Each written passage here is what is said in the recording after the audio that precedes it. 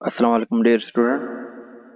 बेटा आज हम क्लास मैट्रिक के न्यू जो बुक आया है उसके चैप्टर नंबर 1 के प्रॉब्लम सॉल्व करेंगे।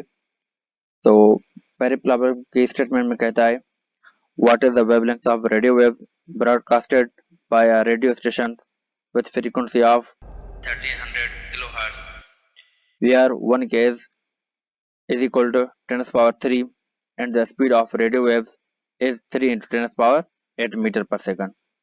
इसके कहने का मतलब ये है बेटा कि कहता है कि हमें वेवलेंथ फाइंड करो रेडियो वेव्स की जो ब्रॉडकास्ट हो रही है किसी रेडियो स्टेशन से, और उसकी जो फ्रीक्वेंसी है वो है 1300 किलो हर्ट्ज। 1 किलो बराबर होता है 10 पावर 3 का, मतलब 1 किलो 1000 के बराबर होता है। ठीक है, स्पीड ऑफ रेडियो वेव है हमारे पास 3 इंटू 10 पावर 8। तो पहले आते हैं हम डेटा बनाते हैं इसकी। तो डेटा में हमारे पास फ्रीक्वेंसी दी हुई है 1300 किलो हर्ट्ज। हमें देखें बेटा कि ये किलो हर्ट्ज एक बड़ा यूनिट है, हमें इसको तो हमें किलो हर्ट्ज को हर्ट्ज में कन्वर्ट करना है।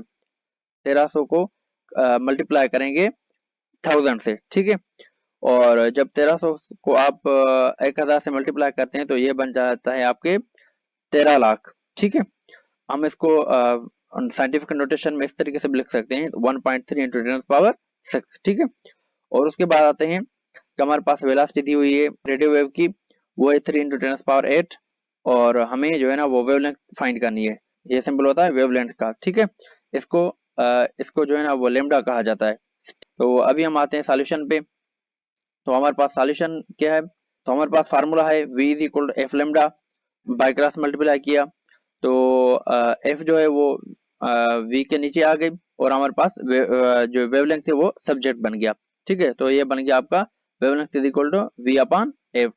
अभी हम यहाँ v के यहाँ उसका वैल्यू पुट करेंगे तो हमारे पास v क्या है, v है हमारे पास 3 इंटू 10 पावर 8, और फ्रीक्वेंसी हमें दी हुई है 1.3 इंटू 10 पावर 6। ठीक है, तो हमने ये वैल्यू पुट कर दिया। अब उसके बाद क्या करेंगे, ये जो 10 पावर 6 है इसका ये पावर जो है ना वो ऊपर लेकर जाएंगे तो ये हो जाएगा माइनस।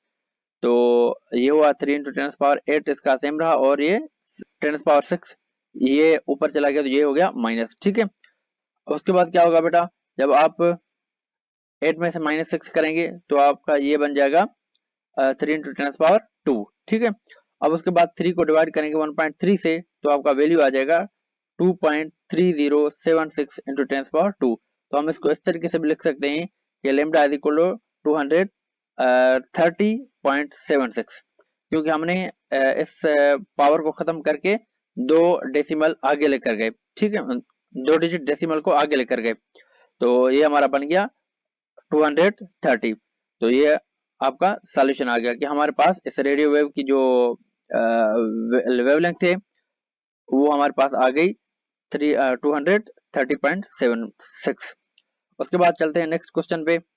नेक्स्ट प्रॉब्लम क्या हमारे पास स्टेटमेंट है the waves moving in the pond have a wavelength of 1.6 metre and frequency of 0.80 hertz. Calculate the speed of these water waves. तो बेटा कहता है कि हमारे पास एक पाउंड है जो उसमें वेव जो है वो मूव कर रही है, तो आप उसकी वेव की जो वेवलेंथ है वो है 1.6 मीटर और उसकी फ्रीक्वेंसी 0.80। तो आप उसकी स्पीड कैलकुलेट कर लें, मतलब वेलोसिटी।